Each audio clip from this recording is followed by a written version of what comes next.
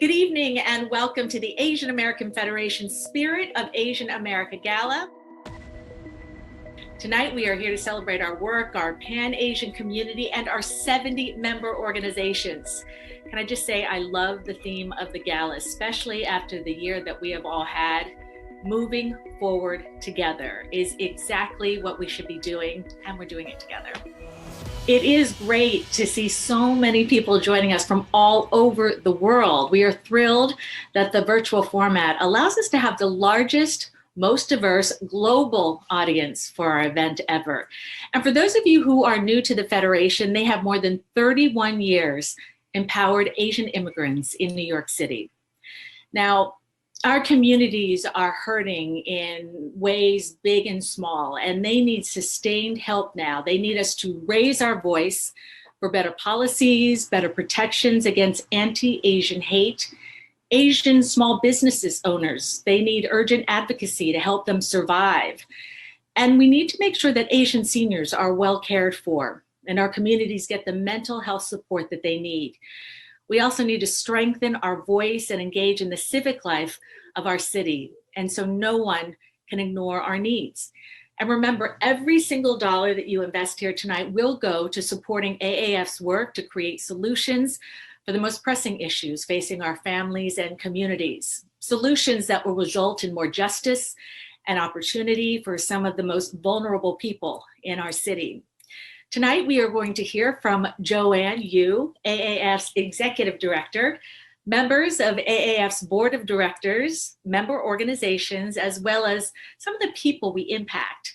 We also hear from our special honorees. I'm excited to hear from the Honorable William Tong, Attorney General of Connecticut, and Sirui and Lulu Gioiello, two very talented artists and activists who stepped up to support our communities with art. We also hear from the amazing Kevin Kwan, who is the author of Crazy Rich Asians, and Alice Chung, a mezzo-soprano who will perform for us. So before we begin, I want to remind you to chat, yes, chat throughout the event. It is not rude. In fact, it is welcome. And don't forget, later in the program, we can all show our support for AAF by texting a gift or donating online, so get ready for that. I have the great pleasure of talking with Joanne Yu at today's Asian American Federation 2021 Gala. Hi, Joanne. You are, of course, hello. What a year we have all lived through. What is the one word that you would use to describe this year? I think I would say the word that I think about the most is loss. How much we lost in so many, many, many ways. You know, just to the people we lost, to our security that we lost for the Asian American community, just this national targeting. And what we saw before the inauguration, it was the loss of the security of our democracy. As a newscaster, we've covered so much of that loss that another word that comes to my mind is also resilience. Just so much. I've seen so many people lift up and lift other people up as well. Oh, yeah. You know, I think about all of the different ways that our member agencies, like all of them, have just sprang into action. In so many ways, this year is probably the most challenging in AAF's history, and made worse by all these issues that the community is facing. How did your vast past experiences prepare you for this challenge? Nothing prepared us for a pandemic. So it was just trying to get anything people needed just on the ground. But we were also knowing our community, what was helpful was we knew that we could never do anything in one language. We've done some of this before, but I say like, this is just completely unprecedented, right? Like who knew that it's going to be almost a year since we've been home, and none of us anticipated this. What strengths do you draw from? I would probably say personally, my family. You know, I'm an immigrant kid. So when I moved to the US when I was 9 years old, and, you know, kids learn English so quickly. And I grew up in a big Asian American enclave. I mean, it's small, but, you know, for me, it was vast, right? Because it was all the uncles and the aunties. You know, what I ended up doing was being the broker between mainstream and my community, and having to always explain things to the mainstream, having to take care of my community at a very early age. It was everybody's sad story. We knew all the tragedies, and having to, as a little kid, process that, and at some, oftentimes being able to be the broker for that, the system against the community. So that was one. But professionally, I think in some way you almost have to be robotic, right? You have to put your own grief aside, because you know that there are people who are in need, who are in danger. You don't think about it, right? You don't think about, oh, I need to get some sleep, I need to do this, I need to do this. And we always talk about self-care. That's not, as advocates, those are not the things that we worry about. It is taking calls at any time somebody calls you and they say, I need XYZ, and you need to be there. And for the Asian American Federation, there's a sense of family as well. Those EDs are our family. Those, we want every single one of them to succeed because they're doing critical work. What will be some of the focuses this year for AAF? Asian Americans' contribution to small businesses, the numbers are huge. We are a huge contributor to the economy as small businesses, and seeing them go through challenges and closing and just the heartbreak of all of that. Obviously, we grieve all the lives that we lost, but we also have to grieve all that we have lost with the small businesses. And then immigration, that's always something that we need to think about. 70% of our community were immigrants. And then finally, the thing that excites me the most is our work in civic engagement. I'd love to figure out what the Stacey Abrams model is for our community, but really our community, we need to start small. We need to engage. We need to teach our community how to plug into what is happening. When you think about the future, what is your hope for our community and our city? We need to educate not just our own community to reclaim our identity, but to educate the public about who Asian Americans are and our contributions. I think that is the key thing, is to educate people, as you said, both in our community and outside. Joanne, thank you so much for talking with me. Thank you, Cindy. And I love, turning on the TV and looking at somebody who looks like me. And I'm sure there are, tens of thousands of little girls and boys turning on the TV and saying, "Oh my gosh, mom and dad, there's an anchor who looks like me." I think that's so critical. So thank you for all that you do for our community. You're welcome. Bye. Bye.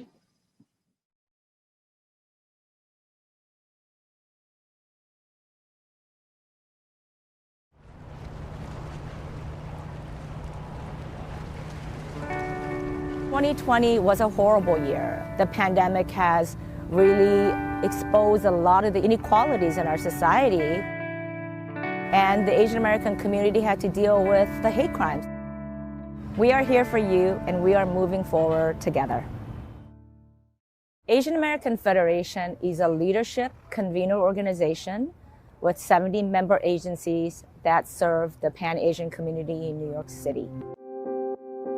I think at the Asian American Federation, we wake up every day realizing that there's a new challenge. We meet our members and we meet our community where they are. We are moving forward by looking at opportunities and finding ways that we can succeed together. Small businesses are really the fabric of our community. The goal of the Asian American Federation Small Business Programs is to make sure that our business owners are heard on what they need and get what they need. Asian American Federation, they're there for us every day. Because there's language barrier, because there's digital divide, we want to be there for the small business owners. We want to be there to hear them out and give them the help they need. 하나, 아시아 아메리칸 연맹은 제가 작년에 같이 이제 컨택이 돼서 같이 이렇게 이제 함께 일을 해왔는데, 정말 소상인들을 위해서 몸소 발로 뛰고 시행정부와 싸우고 하는 그런 파워풀한 그런 것을 보여주는 데는 정말 아시아 아메리칸 연맹뿐이 없다. Asian American Federation's strength is our members. They are our connection to the community. In the mornings, I come into the office. We go to a restaurant in Chinatown, pick up the food. We're a nonprofit. We have different programs within Hamilton-Madison House. This is the supported housing, and we have about 50 clients we kind of look out for. This is the main building. They live independently, but we're just here kind of as an advocate for them, as a resource for them. You know, not only do they have mental illness, but they don't speak the language. So, 네, 안녕하세요. We do our best to be able to be a resource. How are you? I'm fine. Did you get your medication? I get. In a lot of ways, I kind of look at like their family member, and so I'm going to do what I can to help them. 네.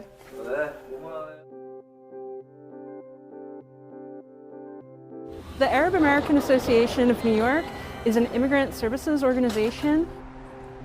The Asian American Federation has been a great partner to AAANY. They've been very active in adult education, literacy, advocacy.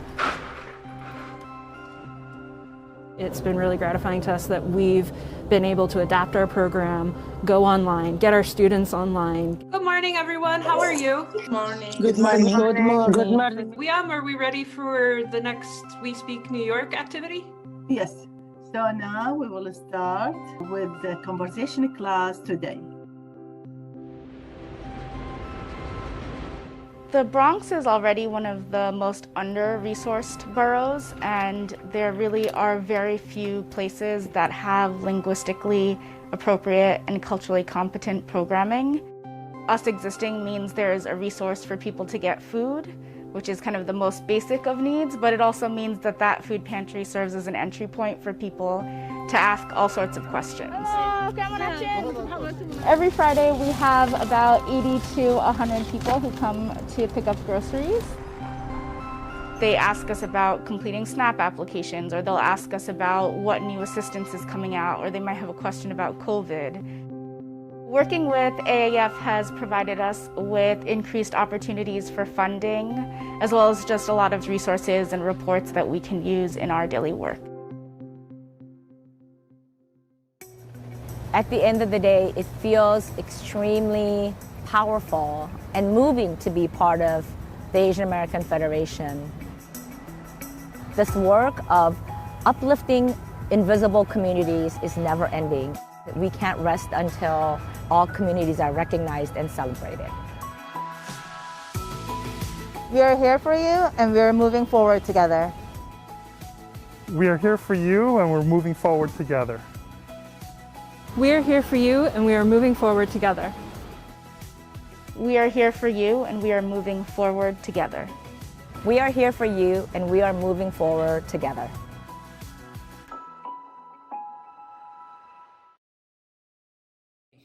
My name is Chris Kwok, and I'm a proud board member for the Asian American Federation. It's a pleasure to be with you all, with everyone tonight. And I'm proud to work with the Federation because it does its mission with purpose, and it does it with research. And that is a very powerful combination in the service of the community. And so to be part of that effort is a real honor for me. And I'm here to help ask you for your help in helping the Asian American Federation do its work. But before we do that, we want to remember two people that have passed, two people that were very important to the Asian American Federation and the Asian American community. First, George Wong, who passed away in 2019. We couldn't memorialize him in 2020 because of the pandemic, and we didn't have a gala, but we get to remember him now. I never had a chance to meet him personally, but I heard a lot about him. Like me, I was a lawyer just like him. He was older than me. He was someone whose work and values I really admired, and I heard many stories about all the contributions he did. And he was an enormous resource to the Federation, and he did a great job for the board and really brought it along in so many ways. And the stories are multitude in terms of the good that he did. And then last month, we also lost Corky Lee, who many of you know as the undisputed, unofficial Asian American photographer laureate, who covered Asian America for over 5 decades, photographing, it seemed, every single important event in the Asian American movement. And so I ask all of you to just join me in a moment of silence to honor these two heroes of Asian America. It's a loss. We grieve their loss, But I think that as we grieve the loss, we think about the seeds they planted and about how we could help those seeds grow. So join me in a moment of silence.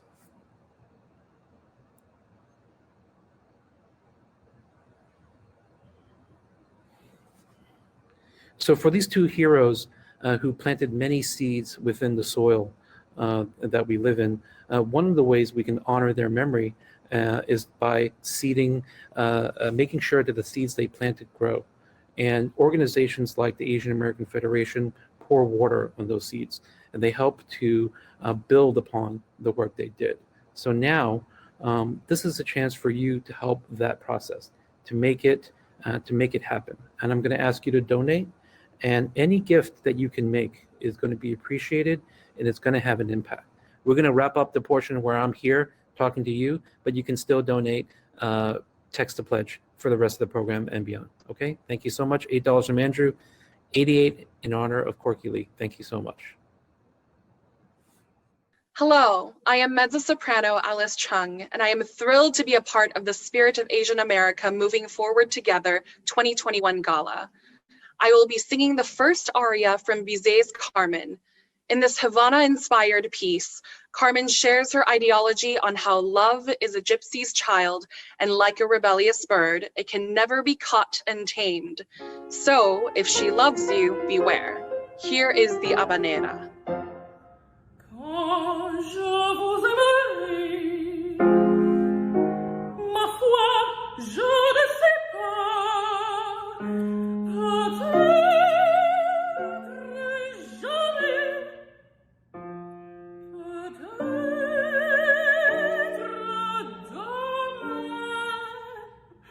demain, mais pas aujourd'hui, c'est certain.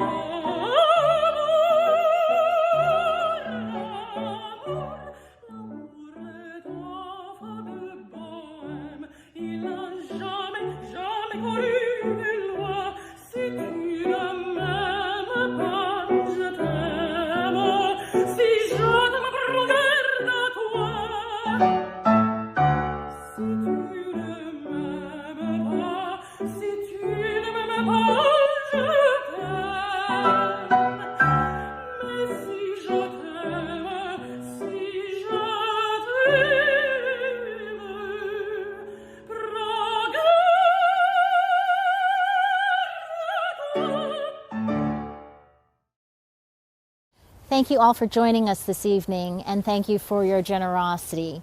I am Marjorie Hsu, chairperson of the board of the Asian American Federation. Growing up in Jackson Heights, Queens, New York, skipping rope on the sidewalk or walking to school to PS 251, I certainly was a beneficiary of the cultural vibrancy of our great city. Now, joining the board of the Federation, I learn all the stories behind the friendly uncles and aunties that hold up our community.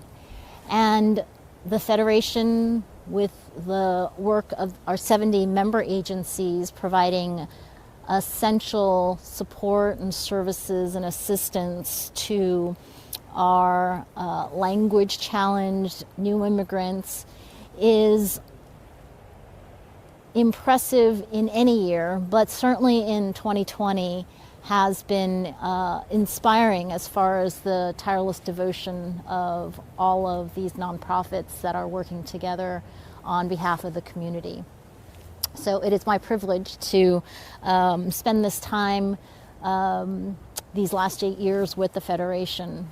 So please make your contribution to the Federation. This is our one and only fundraiser of the year, and we really rely upon your generosity for operating the Federation's staff and doing the important work that we do.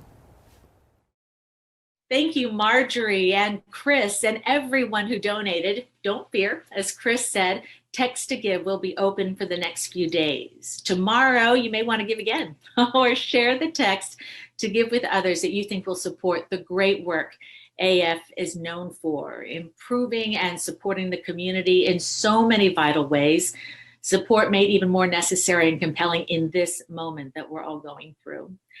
Now it is time to honor some remarkable people. First up, the Honorable William Tong, Attorney General of Connecticut, who is only the second Asian American Attorney General in the country.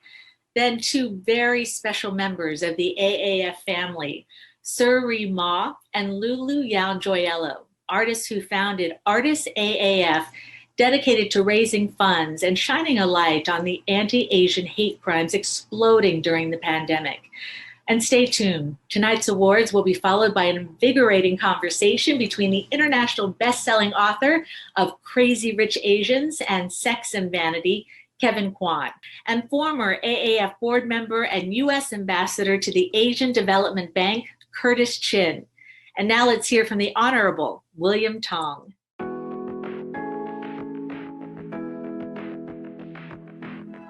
I want to thank the Asian American Federation for this incredible award. It really is a tremendous honor to receive the Spirit of Asian America Award. And I want to congratulate the Asian American Federation for having the Moving Forward Together Gala this year, 2021. It's really tough on all of us, and that the Asian American Federation and all of your supporters were able to pull together is just a great testament to your strength and your commitment to the Asian American community in New York and beyond. This is really meaningful to me because I'm the son of immigrants and I grew up in the Hartford area. My parents immigrated to this country. My dad immigrated through New York City, Chinatown, and found his way to a Chinese restaurant in Bloomfield, Connecticut. And then he and my mom opened their own Chinese restaurant in the Hartford area. So I grew up as part of the greater New York Chinese American and Asian American family. And really the only time I got to see my parents when I was a kid was when they would take time, they would steal away from their restaurant. They work 7 days a week, 15 hours a day. And anybody who has grown up in an Asian American small business or a Chinese restaurant knows what I mean. Because they were there all the time around the clock, they really didn't get a chance to see us, except when they ducked out. Some afternoon they would show up at my school. I remember seeing my parents, and they would come grab me and my sisters, and we'd go to New York City, Chinatown for dinner and a movie when we still had movie theaters that showed Chinese language movies. And that was our family time. That was the time that I got to see my parents and they got to relax and unwind. And I suppose that's why for all of my life, I've been so invested in the New York Asian American community from my time as a child. And then I lived for a couple years right outside of Chinatown in New York City. And that's why I'm so deeply invested in the work of the Asian American Federation and fighting for the Asian American community in New York and across the country. And this could not be more important now in the middle of this global pandemic when so much hate and anger has been directed at Asian Americans and Chinese Americans. And even before that, the hate and the discrimination and the prejudice against immigrants broadly, including Asian American immigrants, you know, that strikes directly at me and my family and families like ours. And that's why it is important for me as an Asian American Attorney General, one of the very few Asian Americans ever elected to serve as an Attorney General in the history of this country, the first Chinese American elected to serve as an Attorney General ever in our nation. That's why it's so important that I fight hard alongside the Asian American Federation for all of the families you serve. And so, again, thank you so much. This is really a very personal honor. I can't wait to celebrate with you in person and to continue our work together. Thank you again.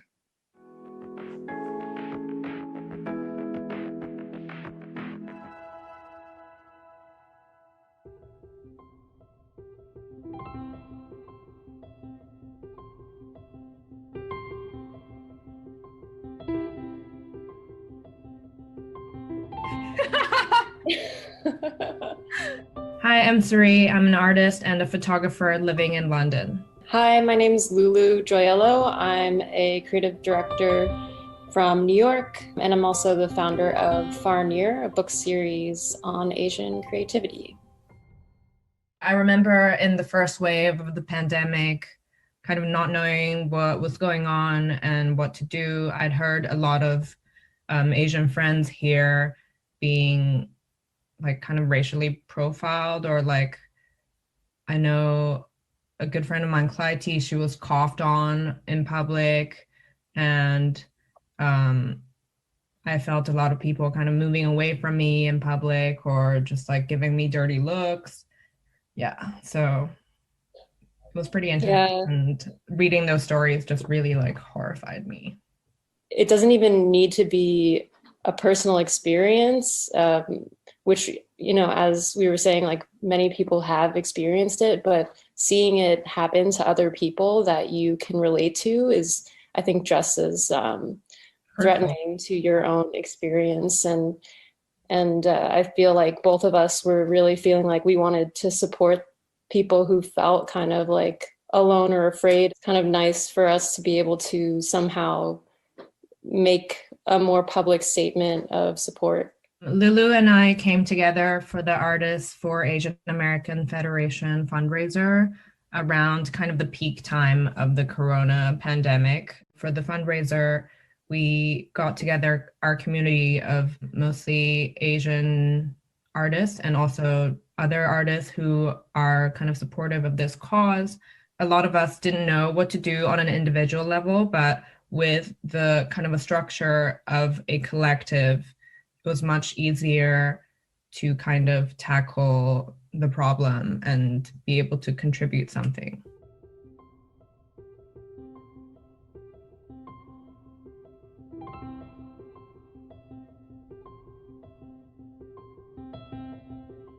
I don't think we ever counted how many people or how many countries were involved, but we definitely had contributors from and buyers from like Australia, Canada, Singapore, Hong Kong, France, Taiwan.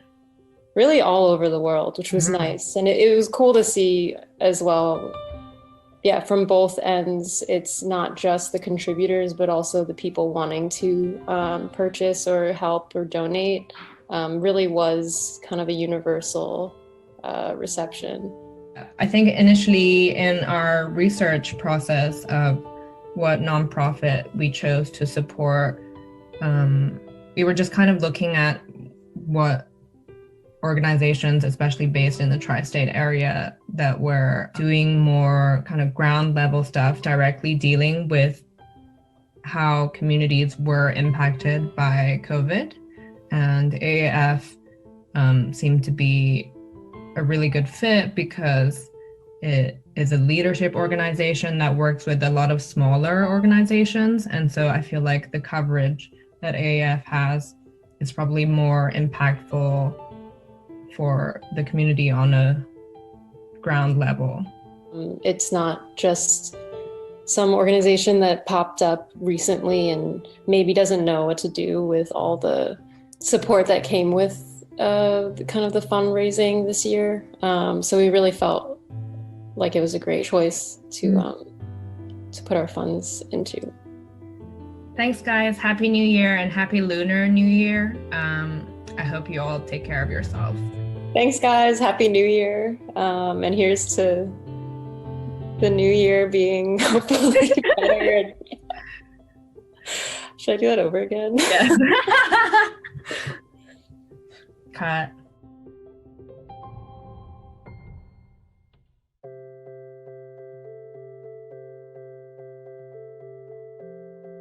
It's so great to have my one-time fellow New Yorker and friend, Kevin Kwan, join us for a brief chat. Kevin, welcome. Hi, it's really a pleasure to be here, and thank you so much for having me today. No, thank you. Kevin, you are, of course, the author of the bestseller, Crazy Rich Asians, on which the blockbuster film of the same name was based. Why do you think your book, Crazy Rich Asians, and of course the film, caught on so much with people, and not just Asians and Asian Americans, but people all across the United States and elsewhere? What captured people's imaginations? The world was ready, and I think what really connects it to people is that ultimately every story is universal. My story is a story about family. It's about love. It's about relationship. It's about kinship. And no matter what culture you live in, no matter what country you live in, people have those same shared values. And that's what resonated. That's why I always say, I encourage all young creative people, tell your story. Because the more specific you make it, believe it or not, the more it will resonate in a very universal way. People want diverse stories. People want to learn about other cultures. We have always been a curious world. There's another part, I think, sadly, of Asian America, which is still a story of poverty, of inequality, of lack of access, and a need for more civic engagement by Asian Americans. How can we help get their stories out? How can they get their stories out? And how do we get them more engaged? I know you've done some amazing work in that area, Kevin. Thank you so much for highlighting this. My book is called Crazy Rich Asians, but it also features many crazy poor Asians. Rachel Chu, my heroine, comes from a single mother immigrant family. Her mother brought her over here when she was a baby. I hope I'm not giving it away, too many spoilers, but 8 years down the line, you're on your own. But I wanted to tell her story of a woman who struggled and left China, and came to America and had to work in restaurants across America to make ends meet and support her daughter. And yes, they are a success story, but just along with that success story, there are so many others who are still very, very much struggling. New York City, I believe, has a huge poverty problem with Asian immigrants, or even Asians who have been in the United States and in New York for generations. So this is not a problem that is new, and it needs to be addressed. And I think so much of that really depends on civic engagement, and really getting involved on a local level in city government, in politics, not just in voting, but in volunteering, in, helping your neighbor and seeing what needs to be done in your school district, in your community. There is a new generation of young Asians who are engaged and activists in a way never before. And it makes me so hopeful and so proud to see these people come out.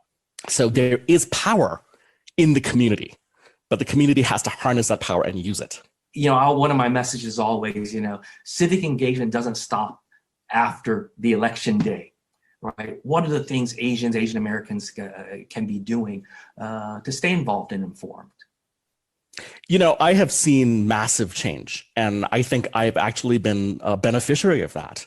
I really feel like, Asians came out in record numbers to support my movie, Crazy Rich Asians, and I remember the weekend before it opened, the studio, Warner Brothers, everyone was just so nervous. For us as producers, the goal was just to not bomb at the box office. We just didn't want to be a bomb, because we were like, if we bomb, then, Hollywood would not take a risk on another, Asian focused movie for another, 20 years, 30 years. This is our only shot, but I really had hope. The support even surprised me, I have to say, the level of support, the families that came out. I heard so many stories from Asian friends who say, my parents haven't been in the movies in 3 decades. And they went to the cinema and watched Crazy Rich Asians, and they brought my grandparents, and, there were 3 generations of people supporting the movie. And guess what? Hollywood noticed, the success and the box office numbers was inevitable. And I think it really helped propel forward all these new projects, TV shows, other movies. It's been amazing. It's been amazing to sort of see that dam being broken. But we're only really at the beginning. How do we at the Asian American Federation, or an individual, get out that story of someone who's not necessarily a crazy rich Asian? I think it begins with telling your own story and being proud of it. I'll tell you a story. I remember when I was a teenager, growing up in Texas, it was a rough place to grow up. I was one of 3 Asians in my entire high school, I think. But I remember one day my parents and I were invited to a party, a gathering, and someone asked my father just a very simple question, like, how did you first meet Mrs. Kwan, your wife? And I, being a typical teenager, I was so embarrassed. I was like, oh God, please don't talk. Please don't talk. And my dad just started telling his story. And, we're at a party. We're the only Asian family. People were riveted. The room stopped. Everyone was listening to his simple story of growing up in Singapore, how he met with his wife, how they courted for 5 years. People were fascinated. So I think, we need to be proud of our origin stories, however they may be, and share that. And I think that's what connects people. And that's what, spreads understanding, in the world. Kevin, thank you for all your time and all your support. Thank you so much. It's really been an honor. And I want to thank everyone here tonight that's been supporting the Asian American Federation. Thank you for the work that you do. It's really important.